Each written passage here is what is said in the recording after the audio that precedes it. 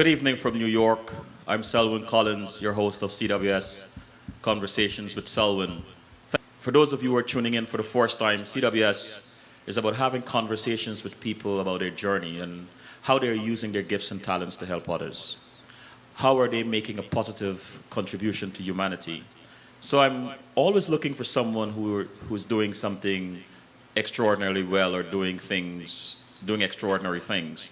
Because I believe that we are never more connected than when we share our story. So I'll take a short break, and when I return, I will return with my brother, Adesola. Ade. Say Ade. Ade. Yes. Ade.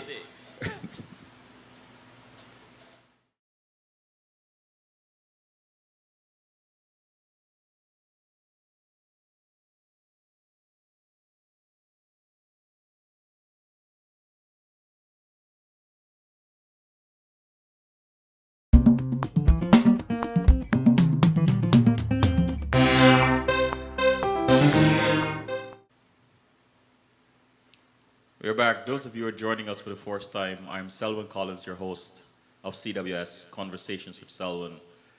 Lovely gentleman next to me is Adesola.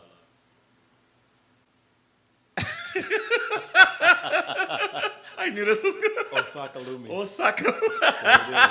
Simple. Oh, that's funny. Adesola was an original Broadway cast member in the Tony Award-winning musical Fela and starred as the lead in both European and US tours. He also was a cast member in the highly acclaimed Broadway revival of Equus. Equus with Daniel Radcliffe. In film, Ade can be seen in Sex and the City 2, The Accidental Husband with Uma Thurman, and in Crazy Beach Strong, a Sundance Film Festival featured short film. Ade was also cast in the Sundance Theatre Labs production Inguino Ubejo. Inguino Ubejo. Thank you, sir. You're welcome. He also directed and co-choreographed the off-Broadway hit Jam on the Groove, which also received a Drama Desk Award nomination for Best Choreography. Choreographic credits include the films School of Rock and Marcy X, and for the stage, Centrifugal Force at Lincoln Center Out of Doors, Eyewitness Blues for New York Theater Workshop, Mister at the New York Fringe Festival, and NYTW and Hip Hop Wonderland with Bill Irwin at the New Victory Theater. Ade has choreographed commercials for NV Energy, PBS Kids, Old Navy, Advil, Levi 501 Jeans, Halifax Bank, and upfronts for ESPN and Fox TV. His choreographic work has earned him a Bessie Award, a Drama Desk Award nomination, and finding support from the National Endowment for the Arts. Ade has provided direction and on-site supervision for corporate clients with Live Lab Creative and the Rhythmics for over 15 years. His clients include American Express, Panasonic, SAP, General Motors, Brazil, Target, Merck, Pfizer, Hyundai, Coors Bayer, and more. In addition to direction, Ade has provided on-site supervision for Mazda, Fuji Films, and BT Networks. My brother, you've been busy. Yes. Wow. Thank you. Ade, why do you act, sing, and dance? I act, sing, and dance. I feel that is what I'm here to do. I feel that's my gift. It's something I'm really passionate about. I think it's important that you pursue your passions, whatever they might be in life. And sometimes passions can change. What might be a passion for a 5 or 10 year period may morph into something else. But those things have been pretty consistent in my life. And in particular, dance. I started out, dance was my first love and first real interest and entree into the performing arts world was via dance. What does the name Adesola mean? Ade means the crown brings us wealth. Wow. Wow. If there is one, how would you describe the connection between your dancing and freedom? There definitely is a connection. I feel dance is one of the most powerful ways to express yourself. It's something, again, that my parents did. My mom danced, my father and uncles I had an African dance company called Africa One Dance Theater.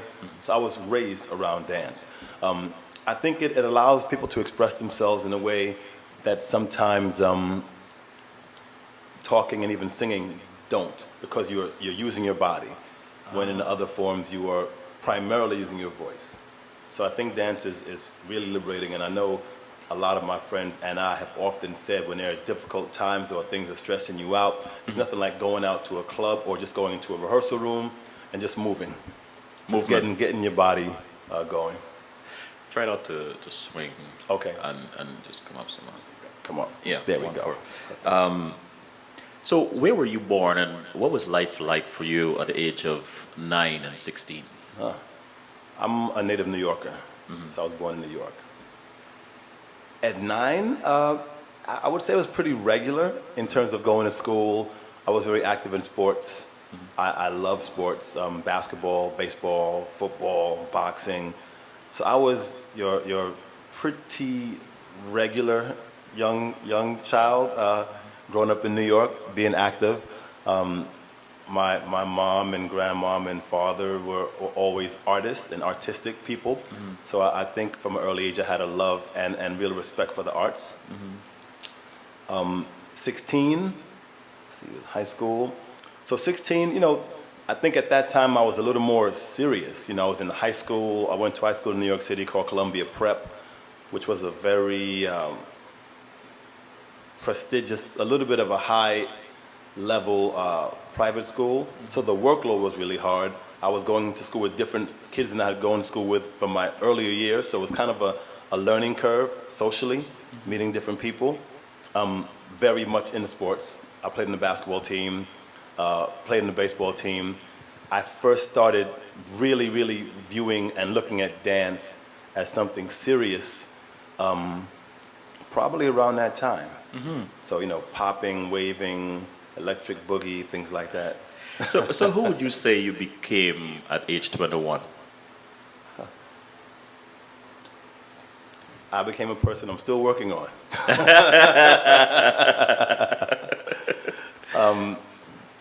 Just, again, I knew that I wanted to perform. I wasn't exactly sure which direction that would go, whether it was dance solely or acting. I was, messing around with some singing and some rapping. So I knew that I wanted to continue performing and getting better in whatever discipline that would take. You mentioned your parents being artists and being part of a dance troupe, and your uncles and so on. How would you characterize your upbringing? Were you always encouraged to follow your interests? Absolutely, absolutely. Like I said, my mom performed, my dad and uncles performed. So there was a very much an artistic, entrepreneurial spirit. Right. My parents are from Jamaica and St. Thomas. So my grandmother was your traditional West Indian, hardworking, oldest of 11 brothers and sisters, right? So whatever I wanted to do, I feel I had some freedom. It wasn't like I could run around and do anything, right? Because that wasn't ever going to happen. But I had some freedom to do what I wanted to do, and I had to be serious about it. So if I wanted to do my dancing or go and play sports, I could do that, but was my homework done? Was it done well? Whatever chores might have needed to be done, were those taken care of? Then after that, I had my own time. So your parents were disciplinarians in a sense? Yeah, I'd say that. I want to fast forward a little bit. I'm trying to spend some time in your early timeline to get a gist of who you are, but I want to fast forward because you just give me an opportunity to do so. As an actor or on stage dancing, coming from parents or having parents who dance and are pretty much professionals, what was that like? Was there critique? Well, how did that relationship? What was that relationship like? That's a funny story. Anytime I would be practicing or working out, in particular dance stuff, right? And I would say, Mom, I have this movement or this combination I put together. What do you think? And she'd look, and she'd be like, oh, okay, that's good, that's good. But that part there, so she would give her comments, or what we call them notes. She'd give her notes. If she liked it, it was great. But if she didn't, she would be very clear. Well, you can do better there. The movement can be stronger there. So it made me not really have a problem with getting direction and being told, because a lot of times when you work, the director or choreographer will give you some direction. You may have attempted a movement or delivered a line in a particular way, and they might say, oh, try it this way. So I've been dealing with that for a long time, from my mom in particular. What is your favorite memory of your mother as a child?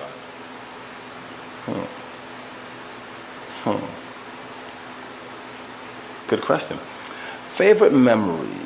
Okay, got it. That would be listening to records. She was an avid music fan. So from Stevie Wonder to Nina Simone to a lot of African artists, to Bob Marley and the Wailers.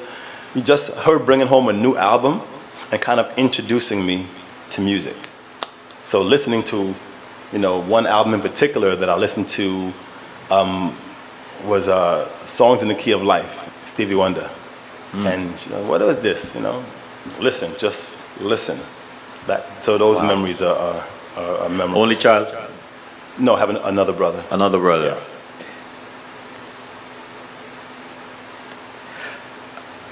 Parents, professional dancers. Is there a particular experience you have with them that helped shape your life? Well, my father and uncles are also entrepreneurs and business people. So they had the performing company on one level and then the business on the other level. And I think in particular, what really impacted me was the dedication and the work ethic. Both sides were very dedicated, hardworking people, and people who were very much involved in culture and believed in raising me and everyone around them being immersed in culture and letting us know that there's something that we come from that is not what society or what the world or what television or media might be portraying. So you just understanding, being proud of your heritage, understanding your background and things like that. But I'm really a strong work ethic. Teenager, what did you enjoy reading as a teenager? I'm an avid reader. So I read a lot. When I was in high school, I took a course among many courses on Japanese literature. So obviously not in Japanese, but Japanese authors translated into English. So for me, I read books by an author named Yukio Mishima, an author named Kobo Abe, an author named Junichiro Tanizaki. So these were really just vibrant authors that I had never been exposed to, and a whole different world, writing about their culture, their traditions, their lifestyle that really excited me. So a lot of books by Japanese authors, all the books by the Black or African American authors of that time, Ralph Ellison, James Baldwin, books like that. But I read a lot. Yeah. So while you were reading some of these Japanese authors, is there any particular thing about the Japanese culture that's stuck with you? One thing that I found interesting is I feel Western society is a little more, or maybe a lot more, outward and more exhibitionist.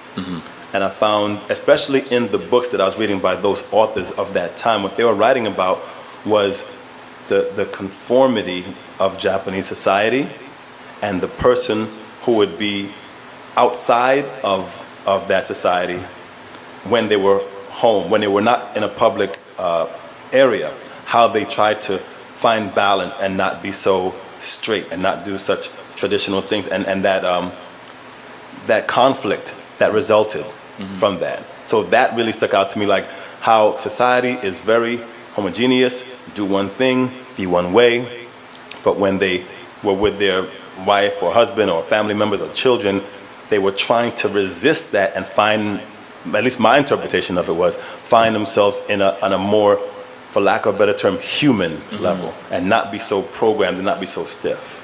Was your introduction or exposure to dance, well, let's say introduction, because you were exposed from a young age. Right. But do you remember when you were actually introduced to it, and what was your initial reaction? It was probably when my family's company, which is called the Africa One Dance Theater. Well, before that, it was called Egbe Omo Anago. Then changed into Africa One Dance Theater.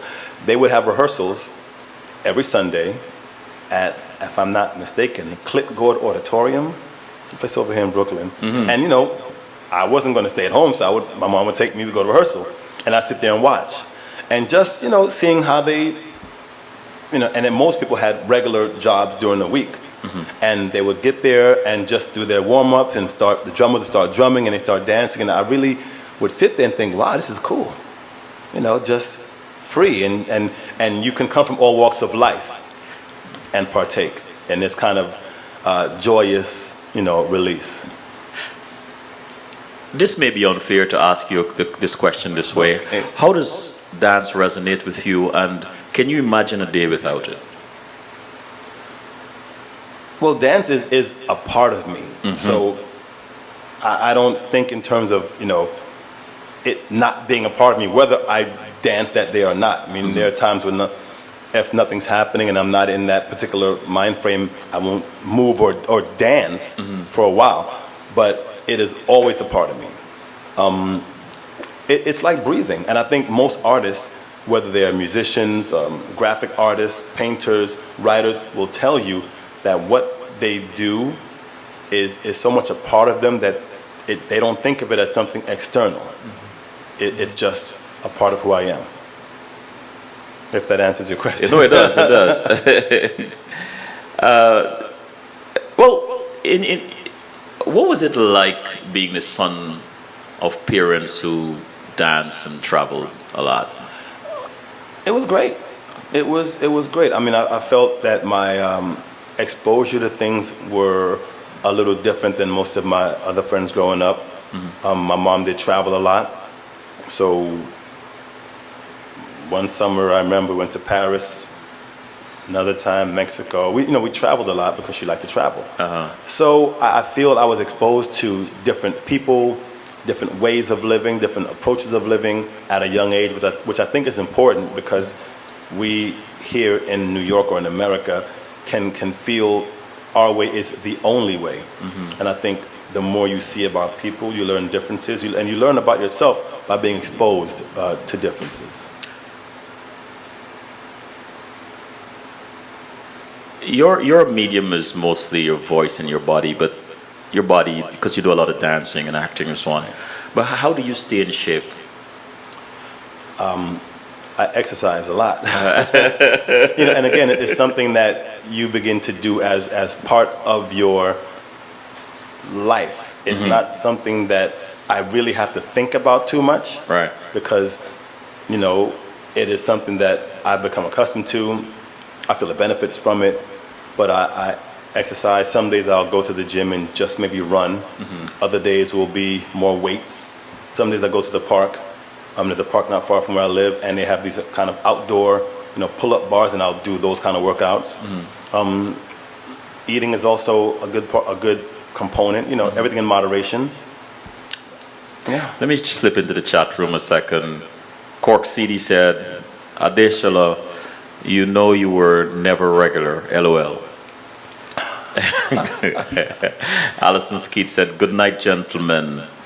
Adesola, it's nice to see you on CWS after chatting with you for Making Style." All right.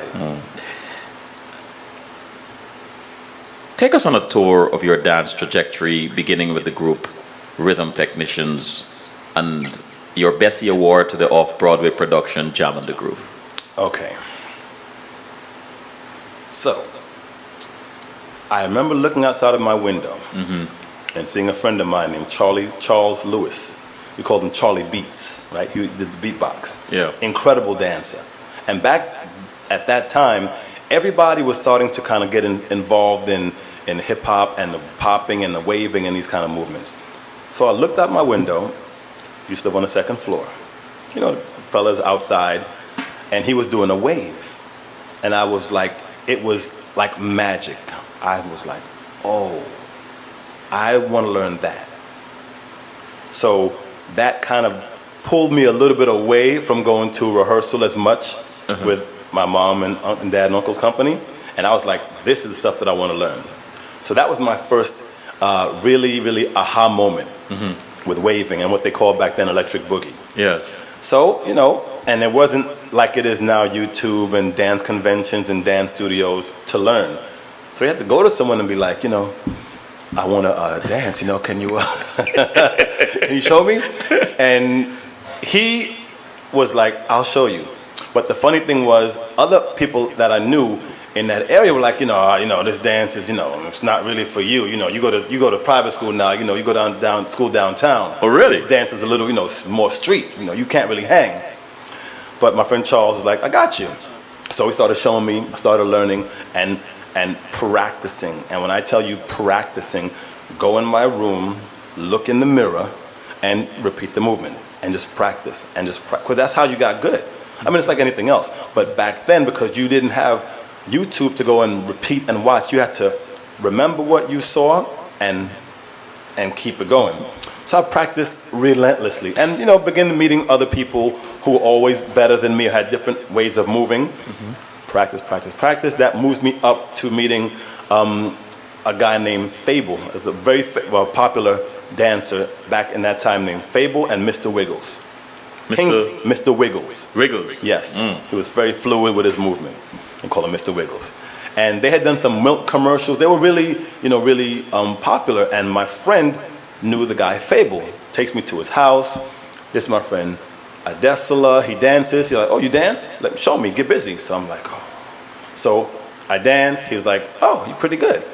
My friend Steve, Mr. Wiggles, is forming a group. You should come and audition. So now I'm like, oh, okay. This is what I want to do. Because everyone knew these guys. So, you know, I practiced as much as I could in like 3 days. Not that I was going to do anything differently than what I had been doing before. I went, I auditioned. They said, okay, you're in. We like you.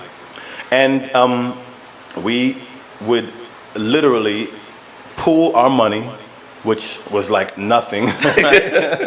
And we'd rent out some studios in New York and just practice. A whole bunch of us. A lot of guys who now are very popular, either famous choreographers or poppers or lockers or breakers, b-boys. And we just started putting our own work together. We created pieces that we felt showed not just the style of dance, but that told our stories, because we were starting to see a lot of commercials. The dance was becoming commercialized. And oftentimes, you would go to these auditions and you would not get hired, even though you were the legitimate, you know, so to speak, authentic person from the hood or from the areas where these dances were being done. You wouldn't get hired. So we figured, okay, let's form our own group and make our own show and tell our own stories so that we can control how we present this art. Because even though people might have felt like, oh, you know, that's spinning on the back or this kind of stuff, it's like a fad. I think because of my background with, you know, being around dance at an early age, I always felt it's an art. It's not just like disposable street culture, right? It's much more than that. So we began creating pieces. We attracted the attention of some people who were producers, and they saw our show. I'm skipping ahead. They saw our show. We had offers that we kind of waded through and fielded various offers, and we decided to do a show at the PS 122 in 2nd Avenue and 9th Street. From that show, some producers wanted to take our show off Broadway, and we went with that, and that became Jam on the Groove. But it was really started with guys from the Bronx, Harlem, Brooklyn, who all loved to pop, lock, and break, who viewed what we had as something worthy of being respected and preserved and told our way, rather than allowing it to be told by people who didn't have as much connection to it. Because I think that happens. We allow, or we don't take the bull by the horns and do things, and then you start complaining. Were those some of your happier moments dancing? Oh, they were incredible. They were challenging because you had like, 12, 15 super type A personalities, right? And this is not, again, like now, things are very organized and professional. So if someone says, that move, maybe try it this way because everyone's doing it a certain way and you're the only one off. Now it's like, okay, it's understood. We're an ensemble, we work together to get the picture out. But then it was like, this is how I do it. What do you mean? I'm not gonna do it that way. No, you whack, this is how I do it. So there were those kind of things, that naturally happen. And it's just, it's the artist's energy. So you had some heated debates and disputes. But overall, I think what we did was still hasn't been accomplished yet in terms of a hip hop dance show. And I know people that have reached out to me like, you were in Jam on the Groove, yeah. You're the reason I started popping. You're the reason I moved from Japan to New York to pursue dance. So I think we did some good stuff. How do you believe hip hop dance has evolved since then, or if it has? Oh, it's absolutely evolved. It is now, first of all, it's now worldwide and it's respected more because back then it was more national and in some cases regional. And depending on where you went, it really wasn't respected. Again, it was considered something less than, no real technique, no real structure. So it's expanded. It is getting a lot of recognition. I think a lot of popular artists and dance companies use certain elements of its vocabulary. So it's a good thing overall. I think at the same time, there's a little bit of a disconnect in terms of various styles because hip hop is like an umbrella term. Within hip hop, depending on who you talk to, you have popping, you have locking, you have breaking, you have house, you have what they call hip hop, or you have what they call street jazz. So there are a lot of different kind of almost like sex, sects of it. Right? So it can be a little confusing when people say, well, I do hip hop. Well, okay. What do you do? Well, I do house. Okay, well, I pop. Okay, well, I freestyle. Okay, I do street jazz. So I think, it's still relatively young. It's still evolving. But in my opinion, it is definitely the most recent American dance art. The most recent American dance art. You are an award-winning actor, choreographer, singer and dancer. What does all this mean to you, knowing or considering your struggles and sacrifice? What does all this mean to you today? I believe in never giving up, first and foremost. I believe if you want something and you want to dedicate yourself to it, then you pursue it.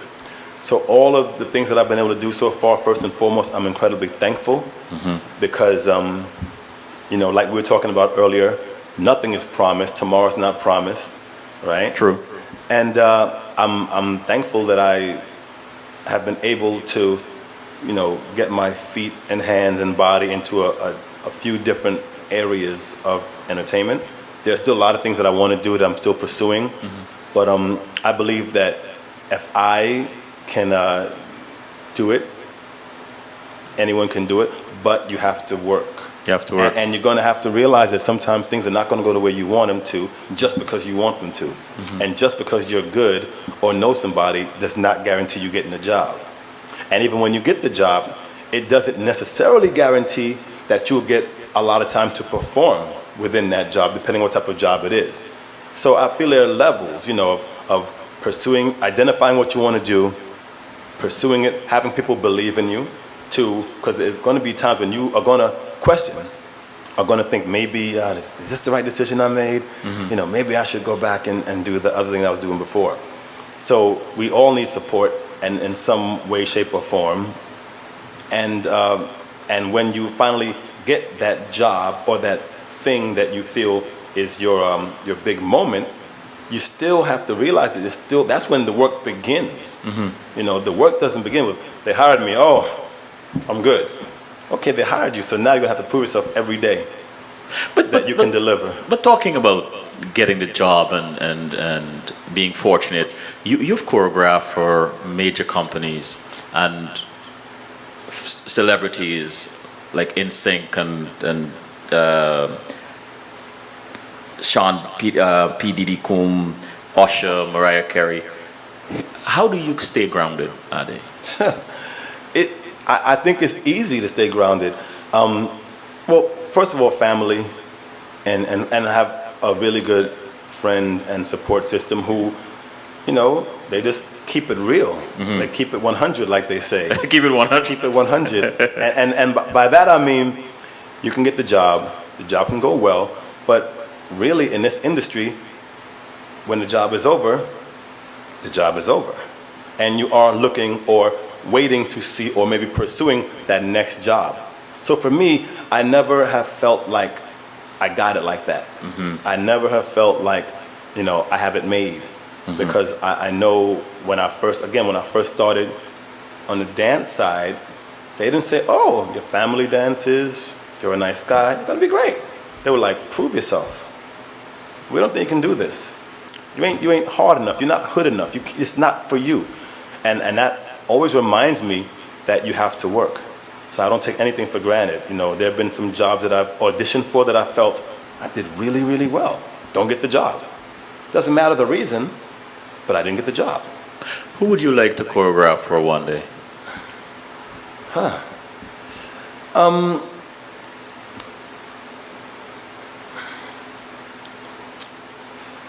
Well, I like Usher. Usher. And, you know, I danced with him for a very, very short period of time on a promotional tour. But I think Usher's incredible, hardworking, talented. I can't think of a lot of artists. Now, Michael Jackson is no longer with us, but someone of that caliber, you know, to choreograph for is different than dance behind or dance for. So that's why I'm having to think a little more. Yes. Because when you're choreographing for someone, you are really shaping with that artist their vision, as opposed to when you're dancing, you're responding to someone else's vision. So I think the choreography aspect is much more broad, and I think it's a different level of intimacy working with the artist. Before we go on a break, let me just go into the chat room and it's alive. Schlank Squad said young. Alison Skeet, oh, you recognize this person? Alison Skeet said 2 days ago the Lion King broke the records for earnings with 6.2 billion, far outdoing blockbusters, the Titanic and the Star Wars movie series. How do you feel about that, having danced in the show? Well, first thing, I was not in The Lion King, but I think it speaks to the power of good work. You know, like she said, The Lion King has exceeded all of these great blockbusters, and it's theater. And there's sometimes a perception that, you know, theater is one thing, film is another thing, and television is a separate and third thing. But good work and good storytelling will keep people coming back. So a play like The Lion King, there are a lot of plays now that are making incredible amounts of money weekly. Wicked, Motown. These are well put together shows.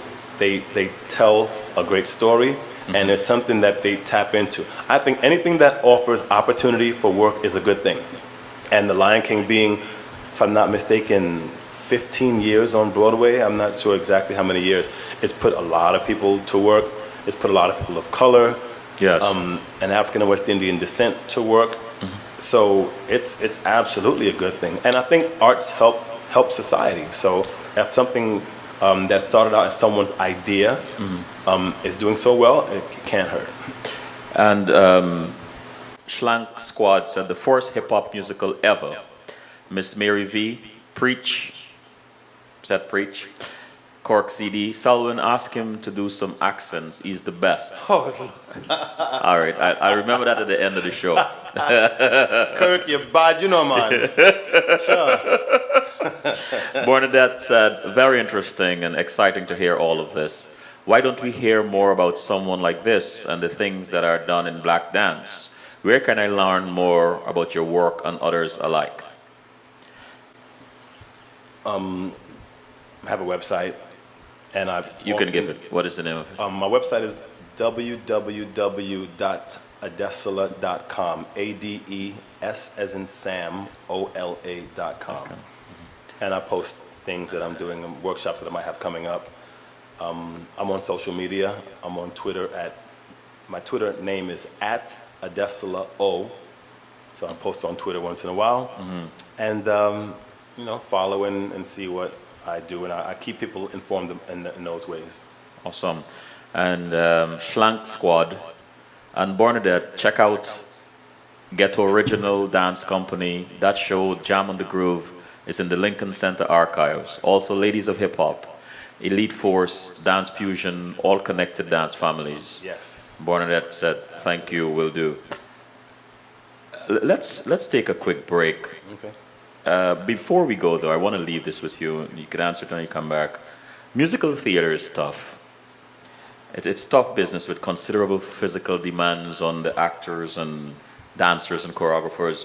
What would you say has been your biggest choreographing challenge?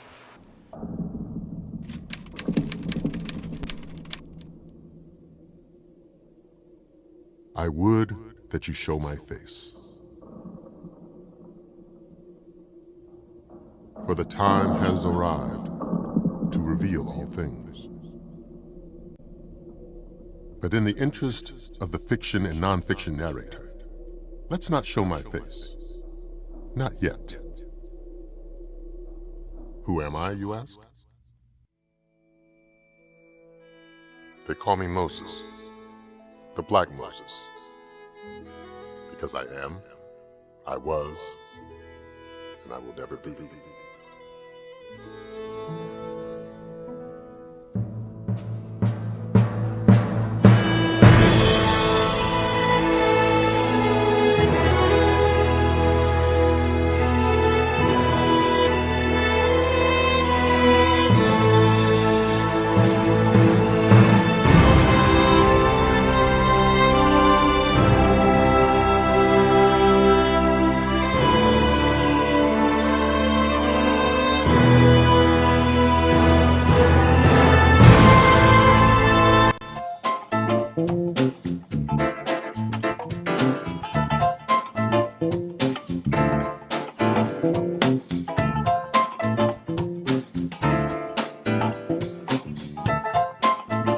It was just a wonderful experience. I had a great time. I always have a great time when I come here. There was 1 week when I came here 3 times. Very simple, good food, good friends, amazing staff.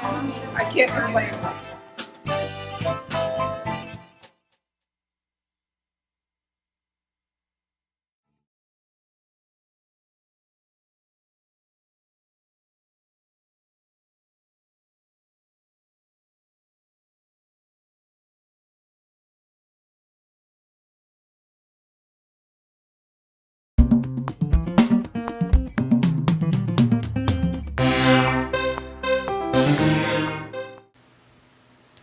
We are back with Adesola. Ade, the question was, musical theaters is tough business with considerable physical demands on the actors, dancers, and choreographers. What would you say has been your biggest choreographing challenge? I would have to say when we were doing the show Jam on the Groove, because we were kind of putting it together on the fly, and there were a lot of different moving parts, and we were under a very short time constraint. We had to get the show together, about a 95-minute show with no intermission. We had about a month, really feel like a month or 6 weeks to get it up and running. So we just, again, sometimes when you have constraints and pressure, you don't think, you just do. So we really gave our all. So for me, that probably was the most difficult. When I worked on the film School of Rock, that was difficult, but in a very different way. It wasn't breaking or popping or locking. It was the 3 child actors, young teen actors, as backup singers for Jack Black, who was the lead singer of this band. So that was different because it was less about dynamic moves and flips and things like that, but it's more about how can they, who are not really dancers per se, move in a way that complements what Jack Black is doing. So it was a different approach to, and really was more storytelling as opposed to, virtuosity and look at me, how great I can be doing this particular move. It was about having them clap at the same time, having them almost be like a real live, but young three backup singers. So that was challenging in a different way, and it was the first film that I choreographed by myself. You played the star role in the three Tony Award winning Broadway hit musical Fela. Describe the moment, the first time you appeared on stage as Fela Kuti. Ooh, the first time, I remember it well. I had, trained and practiced and went over the lines and was working out and at the gym on the treadmill singing the songs like we were getting ready. And I figured, okay, I'm good, I'm ready, got it. And I'm walking out, and I was walking out, we walked through the house and up the stairs to get on stage. Mm-hmm. And right when I got to the foot of the steps, I look and all of the band is in the corner playing, the dancers are on the stage, and I looked around, and for 1 second I was like, oh, wow. Well, you're here now, you can't turn around, wow. You can't go back. So it was a little nerve-wracking initially, just because it was something I had waited a long time to do, and just that anticipation was really high. So after the first few minutes, I feel like I settled in and got through the show, and I felt did a good show. I probably should have asked this question before, but I saw Fela, and the dancers and the music, and I get poetic when I try to describe it. I was really enthralled by this, I call it a buffet of African melodies, chocolate, magic, and poetry. And then at the end, as they were taking their last bow, I was sitting there craving more. And I've heard other people had a similar experience. What do you think made Fela so powerful, so riveting? I think the show is a universal show. Mm-hmm. People said, oh, what's that about? It's about an African musician who married all these women and he smoked a lot of weed. And I say, no. It was about a man who fought for what he felt was true and just, and he rallied against oppression, against inhumane treatment, mm-hmm. who happened, yes, he was Nigerian. Yes, he married a lot of his wives or dancers in the ceremony, even though there was a very particular reason he did that. He was just a man who believed in truth. And I think when you look at it from that perspective, that's something that is universal. Now, if people are going to allow themselves to open themselves up to see a universal story about an African, that's a different conversation. Mm-hmm. But the fact of the matter is, he fought for what he believed was right. He made incredibly infectious, riveting songs that were commentary on what was going on in Nigeria and throughout the world.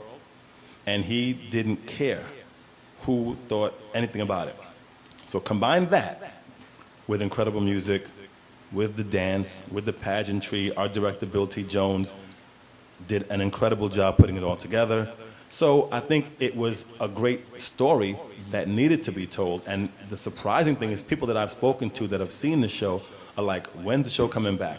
Why did it close? What's going on with this show? And they want more because his life was so interesting. And I think, I'm very proud to be a part of what I feel was a real earnest and successful job of telling his story truly. We couldn't get everything into 2.5 hours, but we got the gist of it, and we did the show in Lagos. We toured the show in Lagos. So when his fellow countrymen gave their stamp of approval, and his sons and daughter, Yenny and Kunle and Femi and Shayun gave their stamp of approval, for me, then that was enough. That was enough. Yeah. That was enough. How did you prepare for this role? Well, I went to the gym. And I'm not trying to keep belaboring the gym, mm-hmm. but it's an incredibly demanding role. Mm-hmm. All the actors who played Fela, Sa Ngauja, Kevin Mambo, Dwayne Richmond, and myself, we all had to just work out because for all intents and purposes, it was like a one-man show. You're talking the whole show, singing the whole show, moving the whole show. So a lot of gym time. And what I did, I never really ran a lot before. I wasn't really into running, but I ran a lot on a treadmill, and I would recite the lines and go over the lines while on the treadmill because I felt that's putting my body under more stress than it would be on stage. So if I can get through and have breath and have wind, and so I did that a lot. And I watched, and after the show, because I understudied most of the original Broadway run, I understudied the role. So I was in the show dancing, but I was understudying the lead role. So I was able to watch the show and really watch and absorb it. And sometimes, not every night because I'd be tired, but sometimes I'd get in and I would maybe do one act of the show after the show. So I'd go home and just do the lines. So I tried to keep myself prepared because you never know when you're going to go on. And my biggest fear was that one time, or maybe two times, that you get the call and you're not ready. And that goes back to what I was saying earlier about, discipline and just like being prepared and practice. Did you challenge yourself every night? Did you want to be different, to have a different performance every night? Yes, I did. I felt, it's live theater, and there's certain parts of the show that were pretty clear and straightforward in terms of how they would be played. Mm-hmm. But there was a lot of room for improv. There was times when I would maybe approach a line kind of more laid back, and times I would yell and curse and scream because Fela cursed a lot, just in general. So, I brought a lot of that energy into my portrayal of him. So I tried to keep it fresh because if it was fresh for me and fresh for the band and the ensemble, it'd be fresh for the audience. I like that. Someone asked me to ask you this. To sing us a verse. And then you wanted to play this song. Sorry to put you on the spot, buddy. Okay. Let's see. Some water. First, let's see.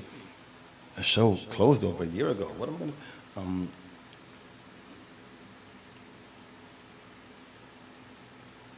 Okay, I'm gonna sing a little bit from the beginning of the show. We just walk on stage. Okay. And Fela will go. Alaroye lobode, alaroye lobode, oh, alaroye lobode, alaroye. Man, that is awesome. Thank you for that. You're welcome. At least I did my part. I asked. What have you discovered about yourself while playing Fela Kuti? I discovered that I'm more resilient than I thought. Mm-hmm. Is that important to you? Yeah. Mm-hmm. I think sometimes people feel, well, I could handle X, Y, Z whenever those things would be presented to you. Uh-huh. Whatever those things are, things that you might not like or might not think you'd be able to endure or deal with. And I think from playing the role and the preparation and just, the night in and night out, being on the road and all that it entailed, I think I found out that I could deal with more than I thought I could and still deliver a good performance. I found that I had more patience than I thought I did. And I found out that sometimes you have to take rest. Risk. Sometimes risk and rest. Okay. Sometimes you can't just keep going. You have to know when to say, you know what, I'm going to not go out right now after the show. I'm just going to go to my room and relax. I'm going to go soak in the tub and get a massage rather than in a day run around and maybe see the sights of a particular city. Because at the end of the day, the job was from 8 o'clock to 10:45, and if I wasn't at my best for that, then I felt I was letting myself down. Mm-hmm. And that's not something I want to do. I want to leave every performance like, okay, I left nothing on that stage. I left it all out there. So that last number in the show when he's singing, coffin for head of state when they're parading his mother's coffin, I wanted to be at the end of that number totally spent. And I couldn't do that if I wasn't fully rested or fully prepared or, you know, my voice wasn't rested. So those type of things that I think are important when you're performing, night in and night out. You know, Are you a workaholic, or have you achieved a good work-leisure balance? people close to me would say I'm a workaholic. What would you say? I'd say I skew a little more to the workaholic side. But I think I know I have a better balance now. Yeah. If you ever get nervous before a performance, Always, you do. always. You- Do you have any cure for nerves that you practice? I go back to the preparation I do, which again for me, why my preparation is so important. I feel if I've done my work, right, before I'm getting on stage, or maybe before I'm going into audition, or before I'm going to go teach a dance combination, if I have done my work, I mean, the nerves, I feel, sometimes nerves are good. Nerves are just excitement. Right. And excitement is good. It means you're committed, you're invested in what you're doing. If I've done my work, those nerves, that energy might get a little high at a point, but I know you have nothing to be worried about. You've done your work. You know this. You're built for it. You're here. Sit back and let the preparation guide me through. So that's what I do. In the chat room, Allison said, sorry, I was supposed to ask about your work in Fela and ask your thoughts on the Lion King success. Your work in Fela, sorry, then ask for the thoughts on the Lion King. You were featured on the cover of Making Style, a Caribbean magazine published by fashion designer Sonia Noel of Guyana. What was that experience like for you? You know, I really have to give Sonia a huge thank you for allowing me to be on the cover of the magazine. It was nothing that I thought would happen. It wasn't a plan. And at the same time, Kirk Cambridge Del Pesh, I have to give Kirk a big thank you for that. Yes. It was great, you know. For me, when I'm in a project or in a job, I'm really focused. Like I said, I'm very passionate. I'm focused on that job. So sometimes, you know, tunnel vision happens, and I'm not really thinking about other things. So when this opportunity came to, you know, model and be on a cover of a magazine, I almost thought it was a joke at first. Really? I was like, cover of a magazine? For real? You know? And it was great. Yes. It was great. I mean, I like clothes, so that's always good for me. I like anything related to the arts, and fashion is a big part of the arts. So I was very honored to be a part of it. Yeah. And I have to mention my friend who wrote the article, Alison Skeet. Yes. Shout out to her. Yes. You've also been on other media outlets, including the New York Times, New York Daily News, the Amsterdam News, 5.com, blackactors.net, essence.com, Jamaica Observer, and the list go on. So how did Making Style by a Caribbean sister resonated with you? Well, you know, the first thing is she's Caribbean, Right. and that's important. I think, you know, it's one thing that I think people now are really starting to see is how much impact Caribbean people or people of Caribbean descent have in the entertainment industry. It is mind-boggling. There was something I was reading a few days ago, 25 celebrities you didn't know were West Indian or Caribbean. Wow. I didn't read the full article, but I think, you know, Kerry Washington, one of her parents is, I think, Jamaican. So all these celebrities that people wouldn't know. So I think it's a great achievement and a testament to what Sonia is doing, and to just show that there is art and talent and a wealth of people who have Caribbean background who are doing things here and worldwide. Because oftentimes the negative things are really put forward in the media. And I think what she's doing is fantastic. And it is only a part of what I like to say our ancestors have done, right? We've performed, we've adorned ourselves with finery and makeup and jewelry. We've taught each other our traditions and customs. So again, taking it back to what I was talking about my father and uncles and my mother, it's the same thing. My mother right, would wear, I remember, would wear traditional African dresses and clothes, right? And would carry her bag sometimes on her head, right? Walking, when I was a kid, walking to the supermarket. And I remember people saying, you African, you West Indian, like it was a bad thing. Wow. Right? Now, that doesn't happen now, but the point is, there was, at a time, definitely a perception, I feel, that, West Indian, bad. African, you got an African name, of these type of things. So whenever a person of Caribbean descent or African descent does something, I think we should celebrate it, because it's important that we realize that we are all the same people. Let's right? take a break, Ade.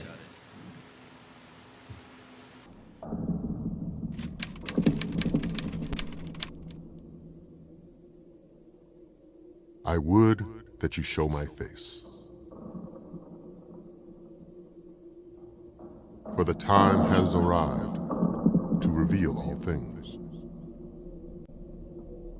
But in the interest of the fiction and non-fiction narrator, let's not show my face.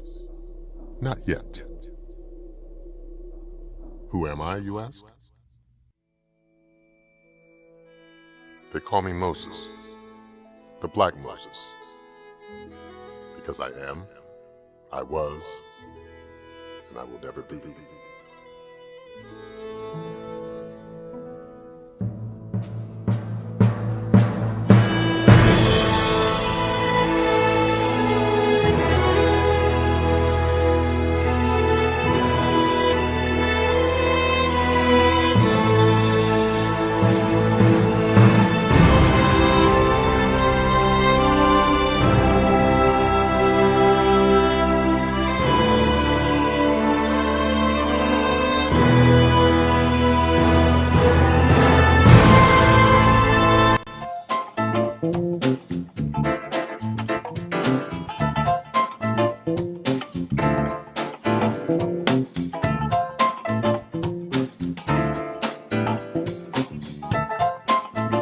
And it was just a wonderful experience.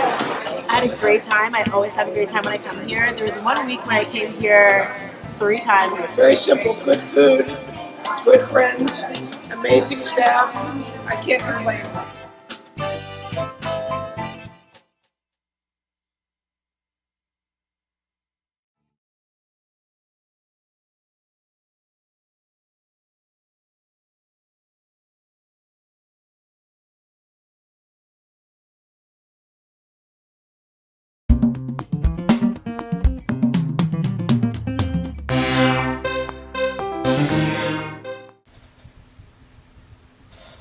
We're back with Adesola. Ade, this quote, it is better to open your eyes and say you don't know than to close your eyes and say you don't believe. Why does this quote resonate so much with you? For a few reasons.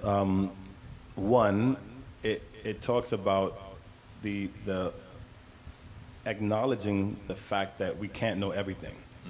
And if you open yourself up to that fact, you open yourself up to learn more and grow. It speaks to, humility, saying, I don't know, help me, show me, assist me, help me move forward. So for me, that quote from one of my favorite bands of all time, Parliament Funkadelic, it just talks about the fact that we always have more to learn. We always have more to experience, and to not close yourself off. Because in so doing, you'll limit further growth. You talk about the power of art to save and heal. It's on your ad. What appeals to you about art? I think art brings beauty into the world, and that sounds so, mystic and with violins and everything. But I really do think so. And I've seen people have their lives and have their outlook on certain things change via exposure to the arts. So I taught at a high school called the Urban Assembly of Music and Art in Brooklyn for 4 years. And I remember the first year the students came in, and ninth grade students, they knew everything, they didn't want to hear anything, they knew everything. And by the time 10th grade and 11th grade came around, you saw them begin to understand, wow, I came in here not knowing anything about this particular way of moving and the confidence they developed from learning something and saying, wow, I could learn something. Now, we used art was the vehicle that they were able to learn something from, but witnessing them change because the confidence it brought them, the self-assuredness, the leadership. Some people became very much leaders in the class because they were good, and you saw them begin to grow as people and as young people who wanted to lead.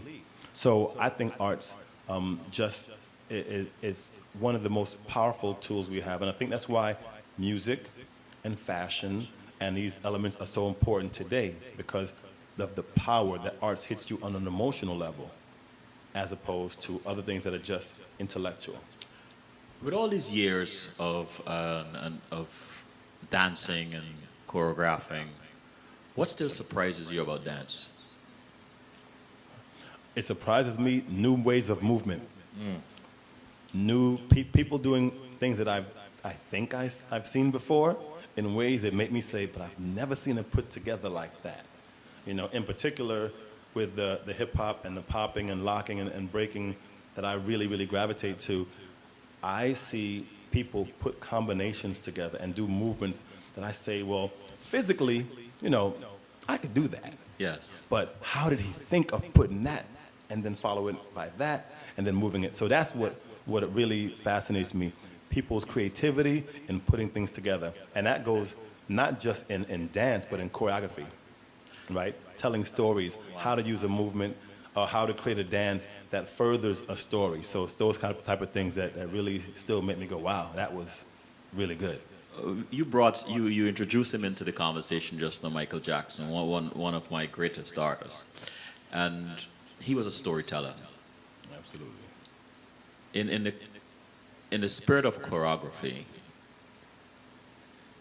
describe a particular video or dance sequence that amazed you as a choreographer. Well,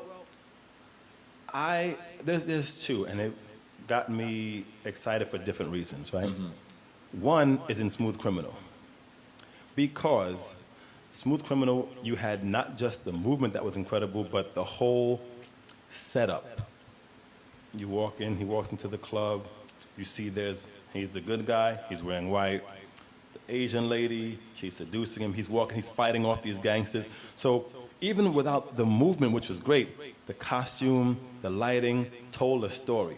Now, a gentleman named Vincent Patterson choreographed that video, and I know Vince. Vince is incredible. And one thing that excited me about that video is he had two really, really well-known poppers in the video.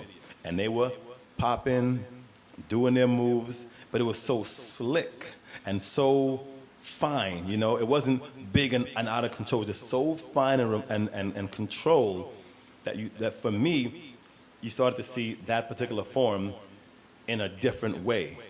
It's like he pared down the excess and narrowed it down to something very dynamic. So Smooth Criminal for all those reasons. The next one for me is Remember the Time. Now for me, Remember the Time, again, two reasons. Choreographed by Fatima Robinson and Emilio Buddha Stretch Austin. Stretch is a really, really good friend of mine, and Fatima I know as well. That video was, in my opinion, the first time he really, really incorporated hip-hop and younger hip-hop based or hip-hop related choreography in any of his work. So you saw, you know, what they call tuts. You saw some other movement that was clearly hip-hop that you never really saw Michael Jackson do. And, you know, he had Eddie Murphy in the video, Magic Johnson was in the video. As you can see, I remember this video, Yes, right? yes. And so he used hip-hop in a way that hadn't been done before with young people, brothers and sisters from the clubs, from the so-called underground scene, and he gave them a lot of light. And there's a story about that video. My friends auditioned, and the auditions were held in LA. I was in New York. So by the time I found out about it, it was too late. And I thought, because if there were like, I don't know, 12 people in that video, I know 8 or 9 of them well. So every time I see that video, still to this day, I'm like, man, I should have been in that video.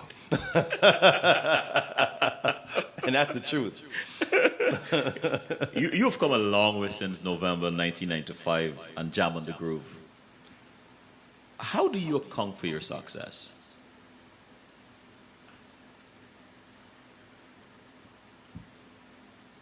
It's the man upstairs, the creative force that has given me the opportunity to move, to think and to be and to persevere and to press on and to go against odds that some people may have felt, as too much.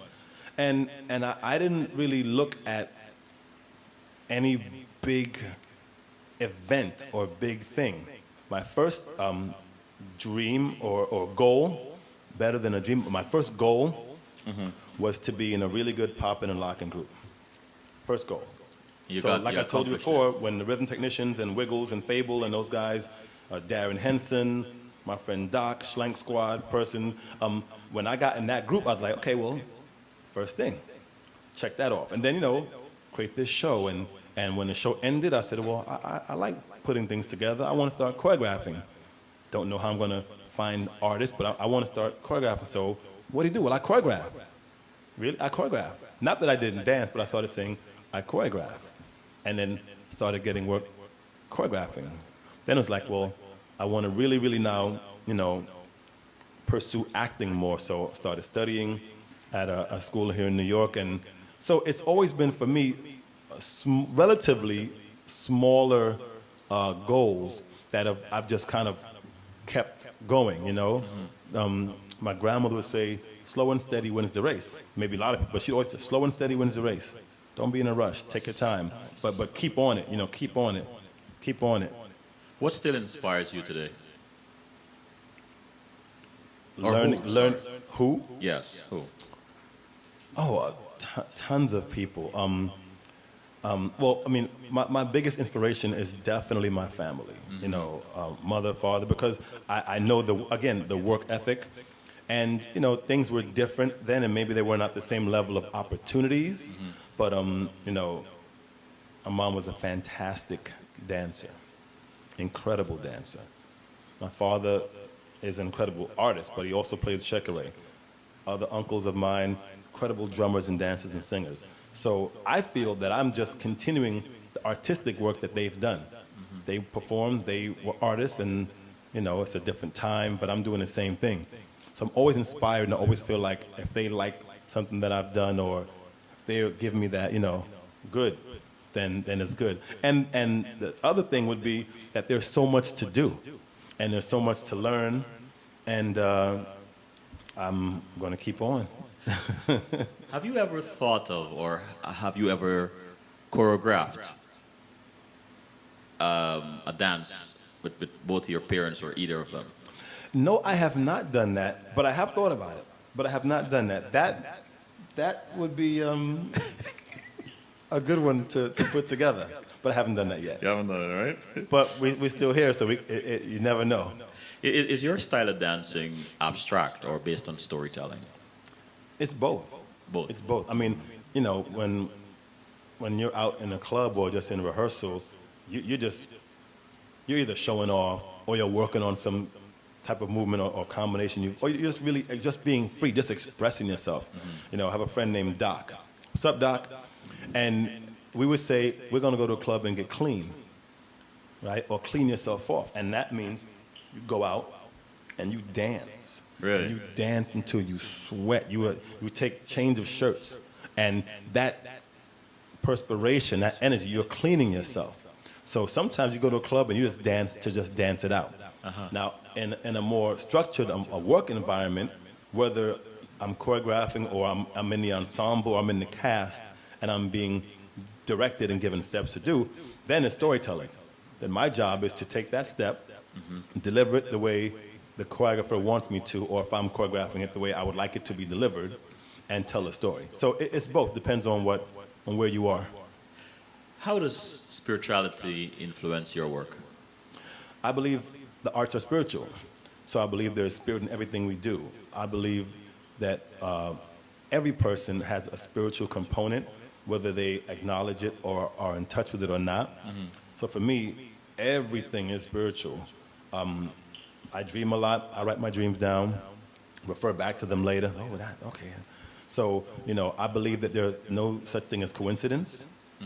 No such thing as coincidence.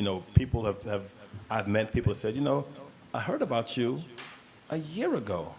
I say, really? I say, yeah, and you know so and so and so and so, and that would be the person that I'm working with on a job. So I believe that spirituality plays a huge part Yeah. in arts in general, and in my work and things that I've done, the opportunities that have kind of opened up out of nowhere. Like to go back to Fela, my father and uncles owned a record label called Makosa Records, right? Makosa. Makosa. Makosa Records was the first label in America that distributed and imported Fela's music. No. Yes. So my dad and uncles knew Fela, did business with Fela. So now, X amount of years later, Fela comes out, I audition, I get hired in the cast. Eventually, I play the role of Fela. That is not coincidence. No, can't be. So I gave you that as an example, and when you were playing Soul Makosa earlier, Yes. also the first label that broke Soul Makosa in America. So no coincidence. It's not me. It's what the energies are. It's deep. It's deep. It's deep. Do your ideas for choreography begin as a concept, or do they begin with a dance move or position? More conceptual. More conceptual. Or if there's a particular song that I like and it makes me feel a certain way, Yeah. then I say, oh, this song is hot. I want to put something together to this song, and then it goes from there. What do you believe is it about you, Ade, that causes people to invite you to choreograph their dance? Well, I want to say that they trust I'm going to do a good job first and foremost, right? Uh-huh. And I think they feel like my love and excitement for it, and for everything that I do. I get very excited about any new project, whether it's dance or acting, and in particular, with the Equus and Fela and some other projects that will be happening soon. I'm just very excited about expressing myself in any way that I can, whether it's dance or acting, or because I think our job is to express ourselves in a way that inspires other people. So if I can do that, I'm good.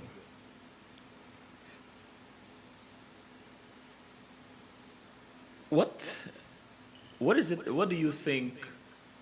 Or let me phrase it this way. What is it about? What is it about you, or what about you think most people do not know that might surprise them?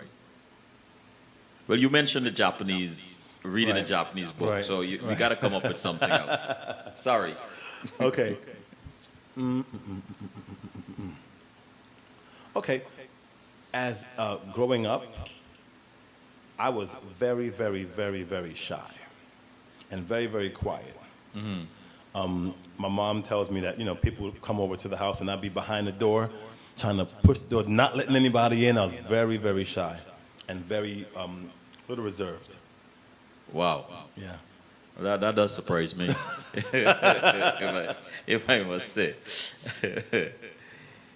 What are you most proud of?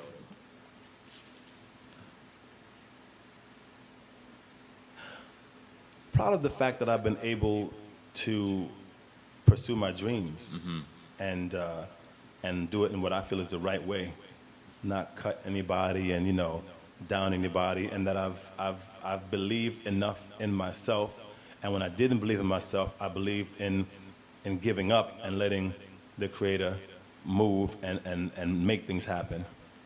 So when did you start teaching dance, and what were some initial challenges you faced? Teaching on a consistent basis may have been at the School of Urban Assembly. So that was about, only 10 years ago. Even though I had taught various workshops in small classes, but that was a challenge because they weren't dancers. You know, they weren't really like, they were students who liked to dance, who wanted to take dance class, as opposed to people who had like been training for years in a particular dance style. So I had to kind of deconstruct and slow down and break things down to them in a way that they could digest it, because otherwise they wouldn't be able to keep up. So it was less about, again, about me and more about having this bulk or chunk of information and how to get it to the students. Because if you can have everything in the world, but if you can't share it and people don't get it, then it's not really, you're not doing that exchange.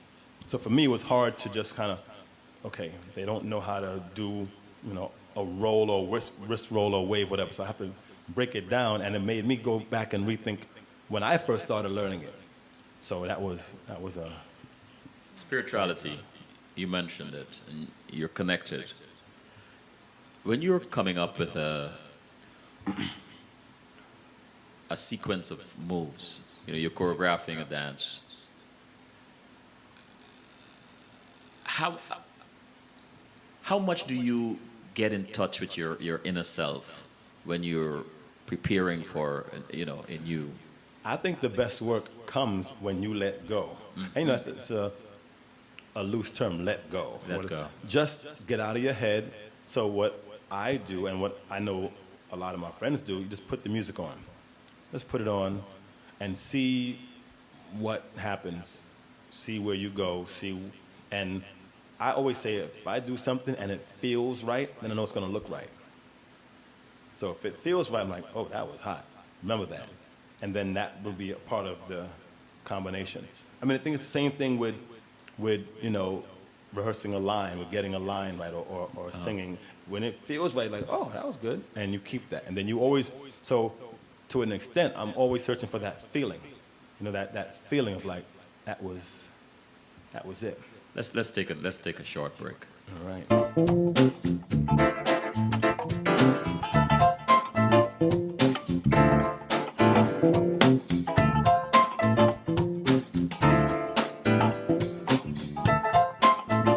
And it was just a wonderful experience. I had a great time. I always have a great time when I come here. There was 1 week when I came here 3 times. Very simple, good food, good friends, amazing staff. I can't complain.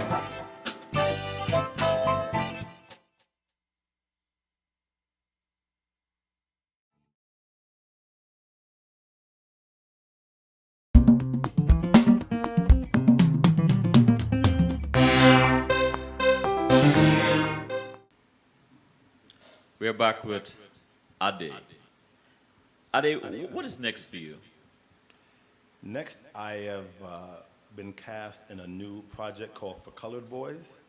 I'm incredibly excited about it. Congratulations. Thank you. It was on the web last year. This year, they are looking to see what network or what online provider will carry it. It's written and directed by a woman named Stacey Muhammad, a filmmaker, just based out of Brooklyn. Really strong project based on a father who gets incarcerated and comes home from his incarceration and tries to reconnect with his family. And you know, she's written a really powerful piece that deals with black men reinitiating themselves into society after dealing with the prison and industrial complex. Yes. I'll be in season 2 of it. I play a police officer. Really? Charles Dutton, also from Rock, is going to be in the. So Charles Dutton and I will be some of the new cast members for season 2. So I'm incredibly excited about it. Oh, this is awesome. When it comes out and we get more information, you got to have me back. Yes, I will. And I we'll will talk bring about you it. back, Yeah, brother. but I it's will. called For Colored Boys For Colored Boys. by Stacey Muhammad. For Colored Boys by. Well, you let me know. Absolutely. If in your dream role and production, you were only allowed to write, who would you want to choreograph it, direct it, and who would be the leading lady opposite you? There you go. Put you on the spot. Okay, let's see. To choreograph it. That's a really good question, Selwyn. Wow. Okay, choreograph it. There are so many people. Okay, so I'm gonna get a team. I'm gonna get a team, Oh, this is smart. right? Mama didn't raise no fool. I'm gonna get a team, and I'm just gonna put names in that's gonna be in the team. I'm not gonna say who's the head, who's the assistant, Right. but Emilio Austin, Buddha Stretch.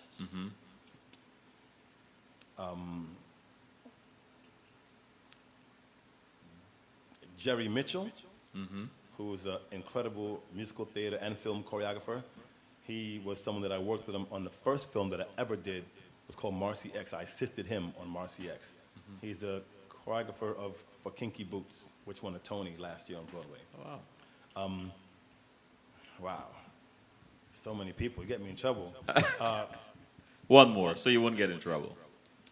A sister, I was gonna, I probably would say Camille Brown.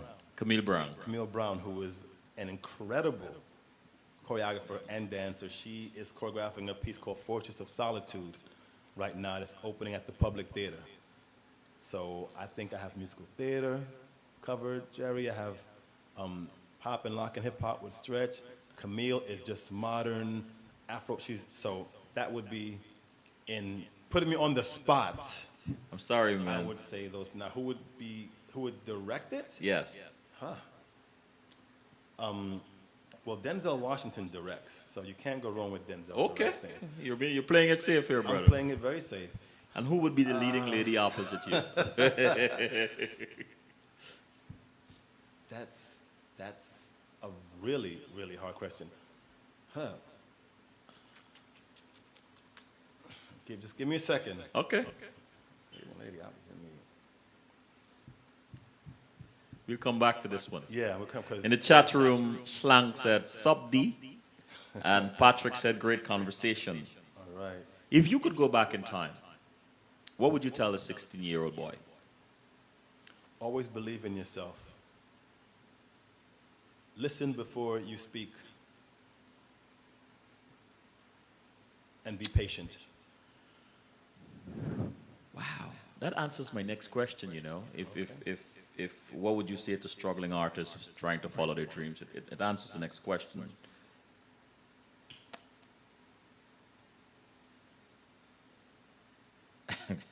Have you thought of that leading lady yet? No. All right. All right. But I'm gonna, before we get off, I'm gonna You would, with okay. that person. Yes. Yes. Where do you draw most of your inspiration for your choreography? From feelings that I have or events that I've seen that have impacted me in a particular way. In terms of, again, like I said, when something, there's some things that you see that might sadden you, that might make you nervous, that might make you fearful. There's some things that you see, and I might want to, using those three emotions, let's say, bring elements of that into a piece and have movement that shows maybe a person who's unsure, who's not fully confident, who's afraid, who's hurt, or something that you really like and it makes you feel incredibly passionate, incredibly aggressive. So for me, I look at emotions and people's situations around emotion and try to infuse those emotions in the work. I'm going to go out on a limb. I put you on a limb. I'm going to go out on a limb with this observation. When I was very, very young, my teen, older gentleman said to me, there's something about the black woman when she walks that no matter what music is playing, if you look at her move, it fits into the rhythm. And I tested that out, and I keep trying to defy what I heard from this old man. It doesn't matter what, and I love to watch and to observe the gait, the strut, the grace, the beauty, the poetry in the movement of a woman, but especially the black woman. And I can never, ever not fit her in with any rhythm that is playing in my head. Have you ever been in tune to that? Or, well, let me ask you the question this way. Have you ever used that as an inspiration for any of your choreography? I've used particular women that I've known as inspiration. Yeah. Wow. The way they held their arm, the way they moved, the way they were sassy. So yeah. In the chat room, Patrick said, did you always know this is what you would do? I knew that I wanted to perform and be around performing. So yeah, yeah. You remember, was your grandmother alive when you were growing up? Yeah.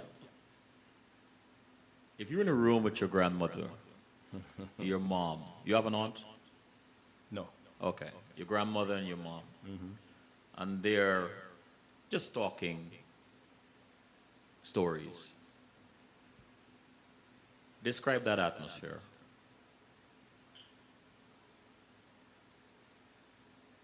It's relaxed. Uh-huh. My grandmother was a strong personality, but she was a jokester when she was comfortable. Yes. So she would be telling jokes and like kind of chiding mom, but at the same time like looking at me like, you know, you see? So it would be relaxed. It would be very cool, very relaxed. I would probably be quiet, watching, taking it all in. Yeah, and there were many times that happened. So it was easy for me to go back and remember, you know, times sitting around eating or coming in and talking about the day or the day's activities or this, well, not aunt, but great aunt, you know, grand aunt. Right. Grandmother had many sisters. Oh, okay. Yeah. Before I ask you my last question, if you were to stumble upon a conversation with your mom, your dad, and grandmother telling a stranger about you, what do you think each of them would say? Sorry, man. No, it's all good. My mom would say that I'm a hard worker, that I'm very kind, and I'm very nice. My dad would say that I'm cool, and not cool like, you know, cool, like cool as relaxed and easy, like, you know, he's cool. Yes. He'd say more, but I know he'd say, yeah, he's cool. You know, just be Yeah. cool. He's always like, be cool. Just be cool, be easy. My grandmother would say that I'm very smart.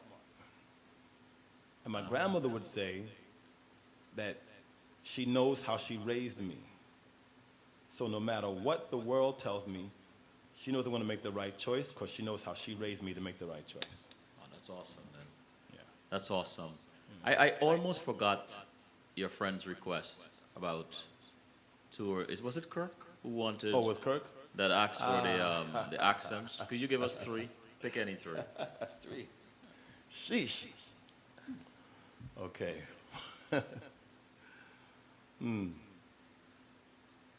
Well, you know, the possibilities are limitless. I can give you curry. I can give you.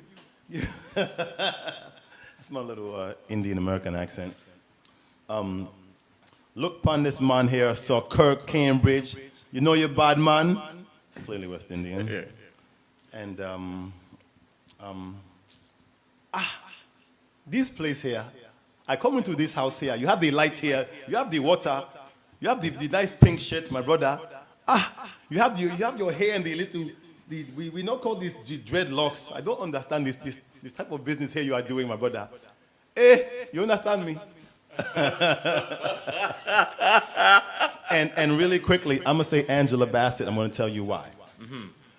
Because it doesn't necessarily have to be a love interest, right? So Angela Bassett, incredible, talented, experienced, and just so dynamic and so strong and so charming. So I'm going to say this one of the many safe answers. I'm going to say Angela Bassett. And the question I ask all my guests, none escapes. What makes you laugh out loud? Oh, Richard Pryor. Richard Pryor. In Living Color. A good knockout in a boxing match. Yeah. You know, I think that's just growing up in New York. You see people fight, and it's not that it's funny, but, you know, someone did knock and they fall. Okay, there was one fight I saw. This is a true story. It was Simon Brown's old fight. I don't forget who. Maurice Blocker against Simon Brown. That tells you how much of a boxing fan I am. Maurice Blocker against Simon Brown. They're fighting. Two welterweights, they're fighting. I forget who. One of them caught one with a punch, right? Knocked them out. He's on his back, still throwing punches. Unconscious. His arm is still moving. I've never to this day seen a knockout like that. Now, we can laugh because we know he was okay and no permanent damage. But he gets knocked out. Boom. He falls out and he's on his back. Still. See, you're cracking up. He's cracking up, everybody. He's cracking up. See? That's why. Ade, you know. You asked. Oh man, this was more fun than I anticipated. Much more fun. Thank you so much for coming. So, the pleasure was mine. This was indeed a pleasure, brother, and much blessings, much success in all your future endeavors. I'm looking forward to this show. This new For Colored Boys. For Colored Boys. Yes, Stacey Mohammed, and thank you so much for coming. You're very welcome. Really appreciate it. Thank you.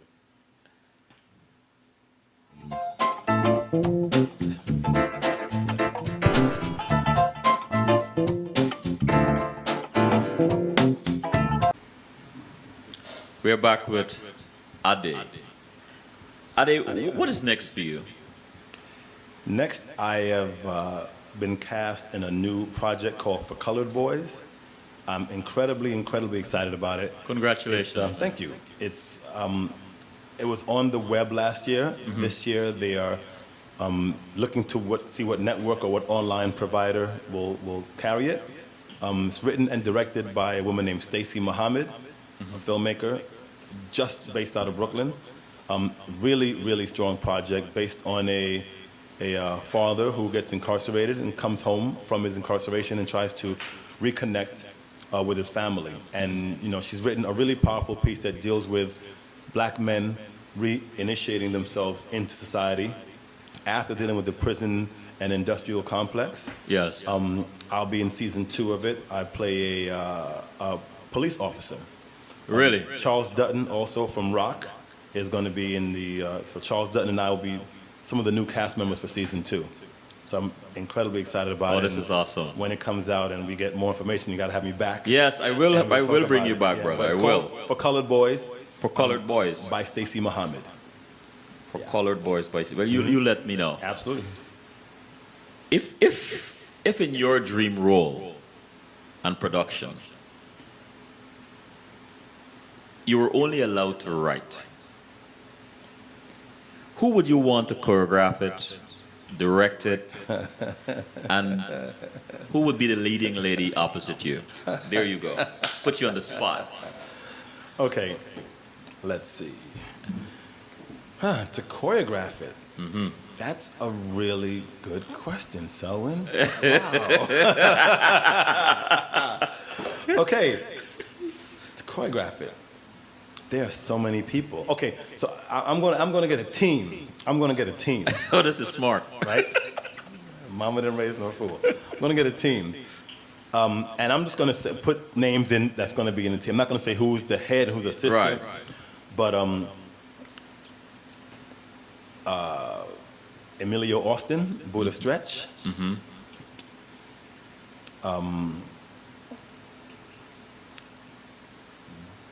Jerry Mitchell, who's an incredible musical theater and film choreographer. He was someone that I worked with him on the first film that I ever did. It was called Marcy X. I assisted him on Marcy X. He's a choreographer for Kinky Boots, which won a Tony last year on Broadway. Oh, wow. Wow. So many people. You get me in trouble. One more, so you wouldn't get in trouble. A sister. I probably would say Camille Brown. Camille Brown. Camille Brown, who is an incredible choreographer and dancer. She is choreographing a piece called Fortress of Solitude right now that's opening at the Public Theater. So I think I have musical theater covered, Jerry. I have pop and lock and hip hop with Stretch. Camille is just modern Afro. So that would be in putting me on the spot. I'm sorry, I man. would say those. Now, who would direct it? Yes.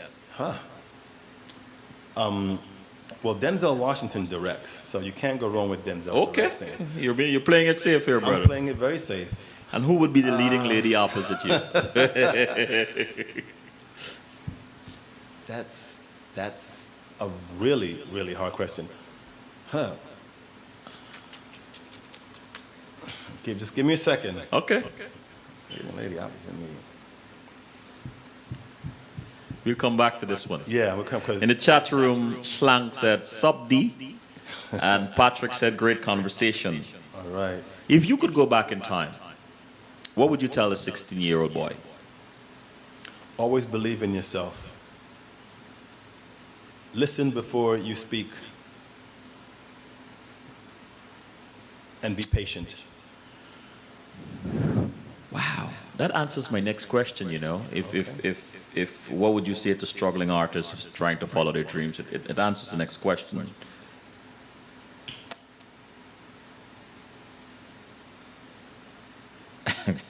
Have you thought of that leading lady yet? No.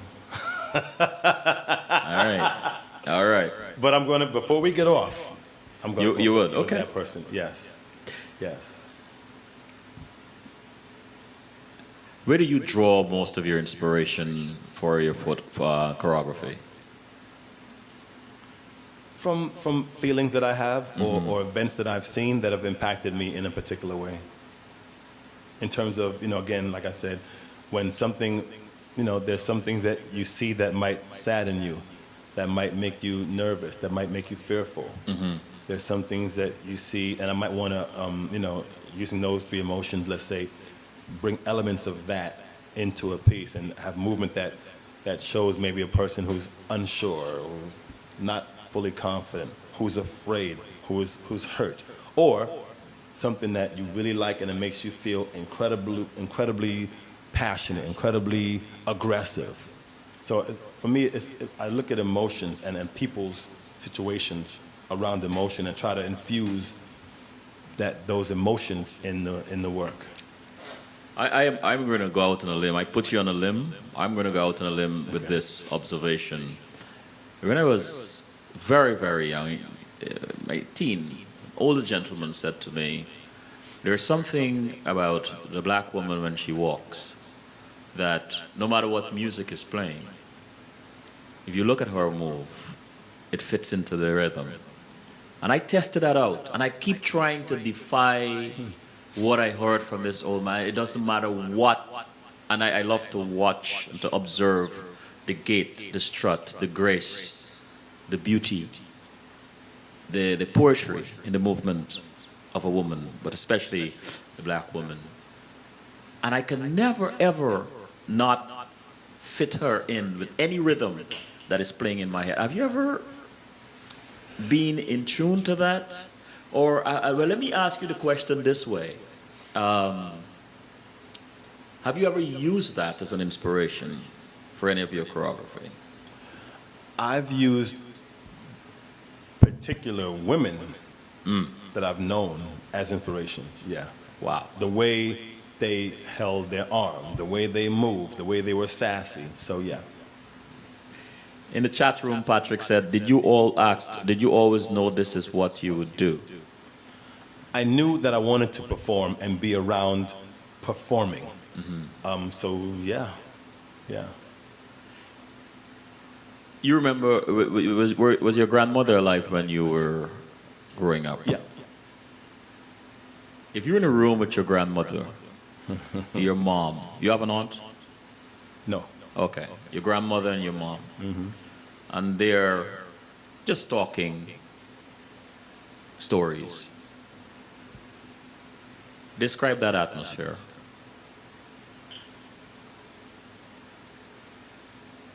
it's relaxed. Uh-huh.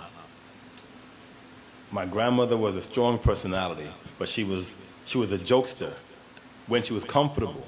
Yes. So she would be telling jokes and like kind of chiding mom, but at the same time like looking at me like, you know, you see? So it would be relaxed. It would be very cool, very relaxed. I would probably be quiet, watching, taking it all in. Yeah, and there were many times that happened. So it was easy for me to go back and remember, you know, times sitting around eating or coming in and talking about the day or the day's activities or this, well, not aunt, but great aunt, you know, grand aunt. Right. Grandmother had many sisters. Oh, okay. Yeah. Before I ask you my last question, if you were to stumble upon a conversation with your mom, your dad, and grandmother telling a stranger about you, what do you think each of them would say? Sorry, man. No, it's all good. My mom would say that I'm a hard worker, that I'm very kind, and I'm very nice. My dad would say that I'm cool, and not cool like, you know, cool like cool as relaxed and easy, like, you know, he's cool. Yes. He'd say more, but I know he'd say, yeah, he's cool. You know, just Yeah. be cool. He's always like, be cool. Just be cool, be easy. My grandmother would say that I'm very smart. And my grandmother would say that she knows how she raised me. So no matter what the world tells me, she knows I want to make the right choice because she knows how she raised me to make the right choice. Oh, that's awesome, man. Yeah. That's awesome. I almost forgot your friend's request about tour. Was it Kirk who wanted Oh, with Kirk? that asked for the accents? Could you give us three? Pick any three. 3. Sheesh. Okay.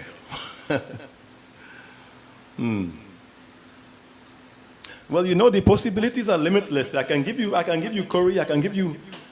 That's my little Indian American accent. Look upon this man here, Sir Kirk Cambridge.